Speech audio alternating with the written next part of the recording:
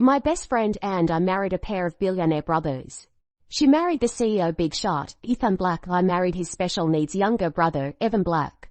After the wedding, Ethan worked alone to support the entire household. The three of us got $150,000 in monthly allowances, free to shop and eat to our heart's content. That is, until his first love was about to return to the country. My best friend rushed to ask me, "I'm getting a divorce, are you?" I nodded immediately. Sisters married together, divorced together. So when Ethan left to pick up his first love, we left together.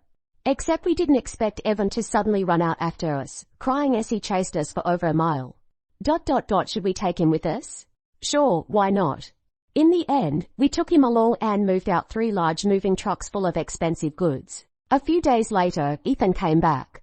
But in the huge manor, aside from divorce papers, there was nothing. He lost it.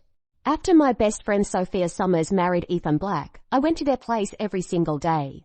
After going back and forth for a while, I got tired of the commute. For convenience, I decided to marry Ethan's younger brother, Evan Black. Rumor had it that Evan had damaged his brain as a child and was mentally challenged. But I'd seen him a few times, and he just seemed slow to react most of the time. He was just lost in his own world, not interested in interacting with people. That suited me perfectly. Besides, taking a step back, if I could marry into the same family as my best friend, what was a little marital hardship? But surprisingly, married life turned out to be absolutely wonderful. Ethan truly was a CEO powerhouse. He worked alone to support the whole family, giving each of us three $150,000 monthly allowances, and we could ask for more if we needed it. Evan's share naturally went under my management. So Sophia and I took our combined $150,000 monthly fortune and spent our days shopping and eating to our heart's content. We couldn't spend it all. There was just no way to spend it all.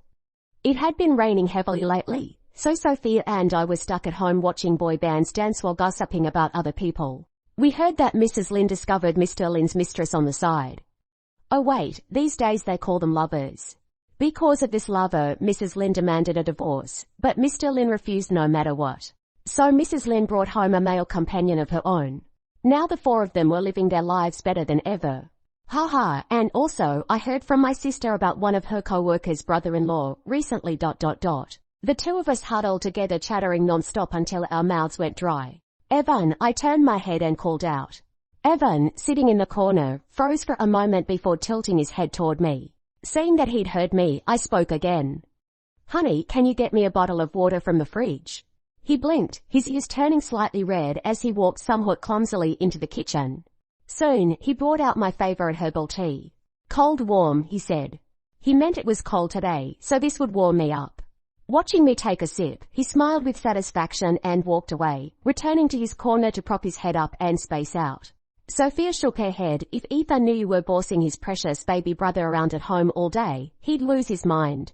Not at all. I'm trying to pull him out of his own world. Evan used to stay in his room spacing out all day, never seeing people or sunlight. After marrying me, because I was always asking him to do things, he started spacing out near us instead. Dazed and adorable. In just this short time, the gossip group chat had accumulated 99 plus new messages. This was definitely juicy stuff. I eagerly scrolled up to catch up. After reading it, my heart went cold. Oh no. The gossip had hit too close to home. Ethan's first love was about to return after finishing her studies abroad to inherit the family business. The 2 of them were both powerful, a perfect power couple. Everyone was digging up their old romantic moments, shipping them like crazy.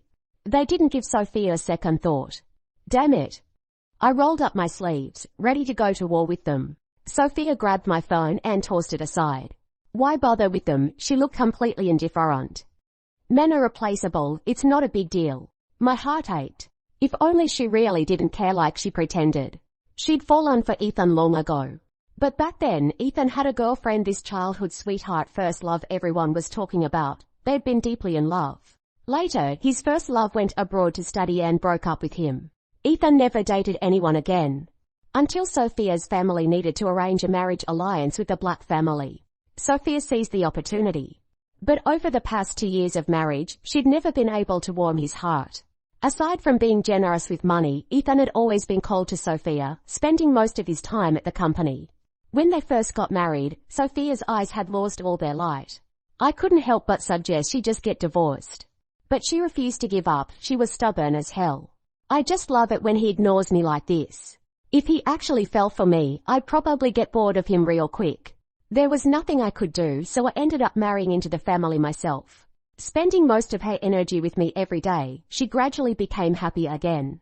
But now, in this situation, I was afraid there was nothing I could do. Rather than get dumped, better to make the first move. Sophia took a deep breath and made up her mind. I'm getting a divorce, are you? I nodded without hesitation. If you're divorcing, I'm divorcing. Our eyes met in the air, then we looked at Evan, who was still spacing out. After a moment, probably sensing my gaze, he turned to look at me, his eyes questioning. Usually he was in a state of blocking everything out. Only when I actively called out to him would he emerge from his own world. Sophia sighed with a hint of guilt. Poor kid. I'm really going to miss him. I pressed my lips together. Even though Evan was great, and spending a lifetime with him like this wouldn't be bad, the prerequisite was that Sophia and his brother had a stable relationship. So I couldn't be blamed. How could any man compare to your best friend? I gripped Sophia's hand firmly. Sisters married together, divorced together. Sophia looked touched. Suddenly, Ethan's voice came from behind us. What are you two talking about? We both jumped, turning around in unison. Thankfully the rain outside was loud. We'd been speaking quietly. He shouldn't have heard anything. Ethan wore the same expressionless face as always, but today he was soaked from the rain, looking rather disheveled. Brother, Evan said joyfully, running forward. Ethan stepped back slightly, creating some distance between them. I'm all wet, don't touch me. When it came to his precious baby brother, Ethan's expression softened. Even his rejection seemed gentle. Only then did Evan notice something was wrong, his brow furrowing. Change clothes. Then he pattered off to the kitchen. I'll make ginger tea for brother. Once Evan left, Ethan's expression immediately went cold again. I'm heading upstairs. Halfway up the stairs, noticing Sophia hadn't followed, he frowned and reminded her, it's getting late. I understood what he meant. Today was Saturday, the day for marital duties. Though Ethan was cold, he fulfilled his marital obligations dutifully. Tuesday, Thursday, Saturday like clockwork. I looked at Sophia. She swallowed hard without any backbone, her face saying, might as well enjoy the perks while I can. I rolled my eyes in disdain. Can't help it. Where am I supposed to find such premium goods after the divorce? She whispered in my ear, Emma, your hormones are already out of whack. Stop holding back and get some action. With that, she bounded up the stairs 3 steps at a time. Damn it, where's my sword? Poor Evan was still in the kitchen brewing ginger tea for his dear brother.